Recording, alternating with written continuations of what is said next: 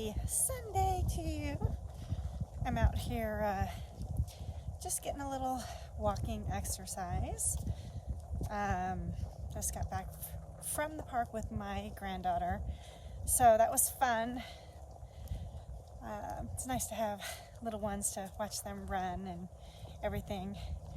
But I was coming out here because did you guys know that it is National Relaxation Day?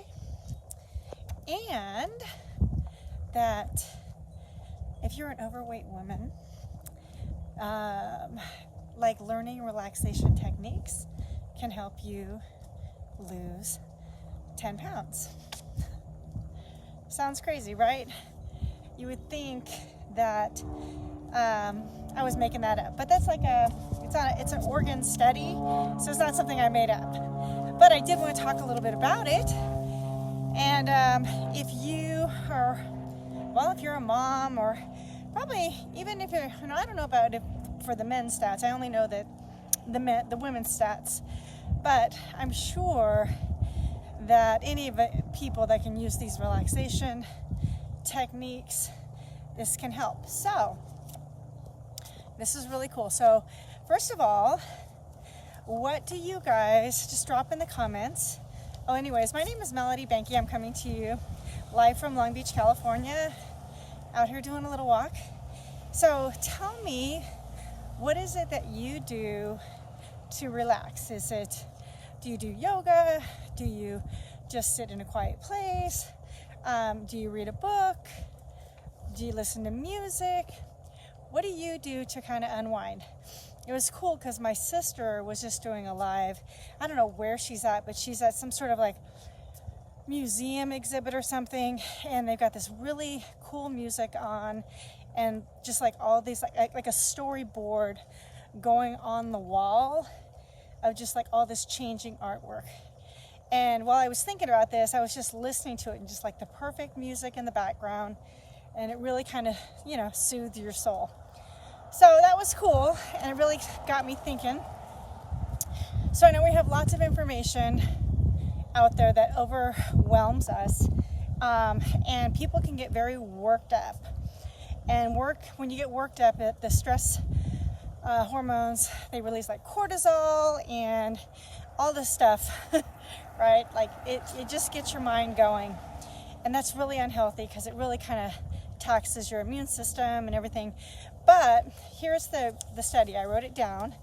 A study from Oregon Health Sciences. Overweight women who take up relaxation techniques lost an average of 10 pounds because they were less stressed and they weren't flooding their bodies with stress hormones, which increases appetite. Like, who else is a stress eater, right?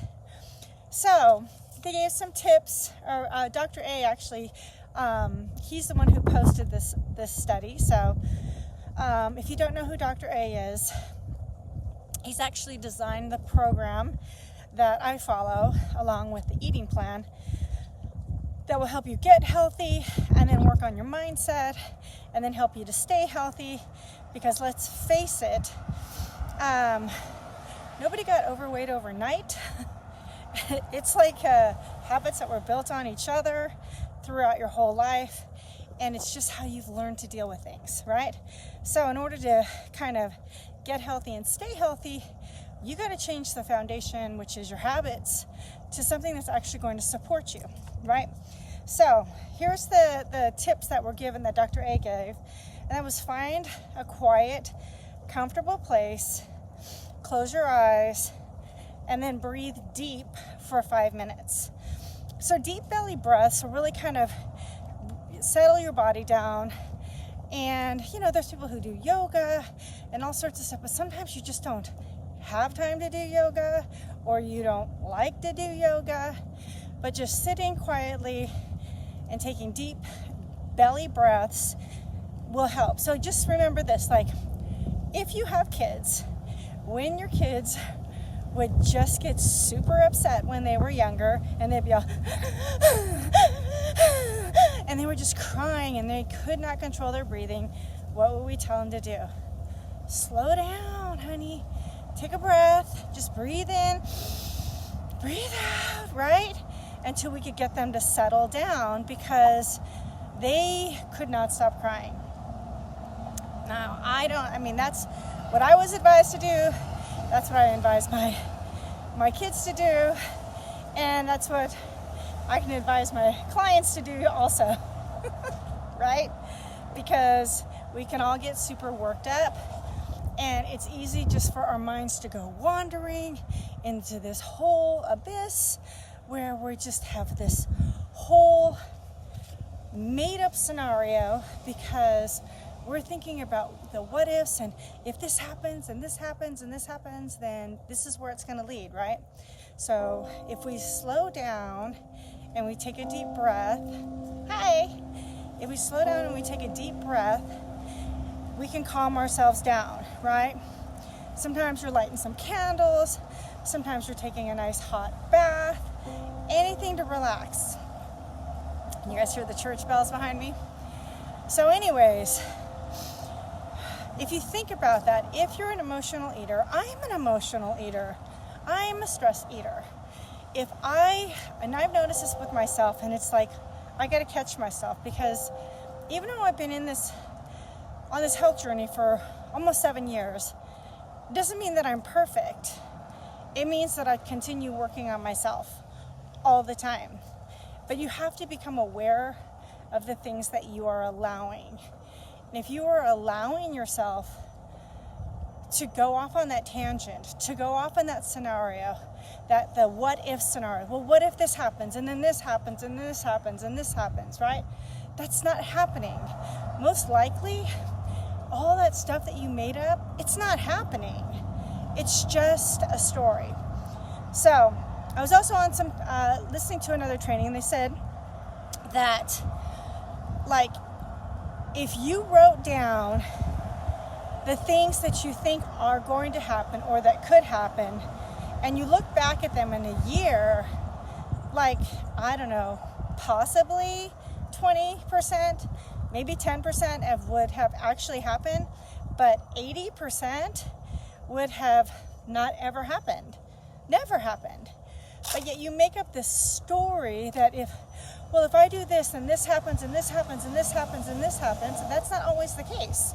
That's just what you're making up. That's just a story. And that's stressful, right?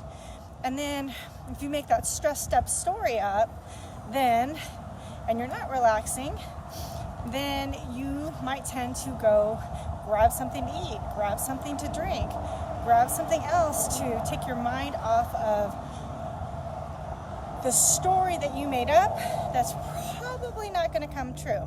Now, I'm not saying that some of the stuff might not come true, but like the way that you have walked it out and planned it out, listen, I've had some stuff happen in my life, and I could have made up a huge story, but what I've learned for my own sanity is I just give it to God, and I just go,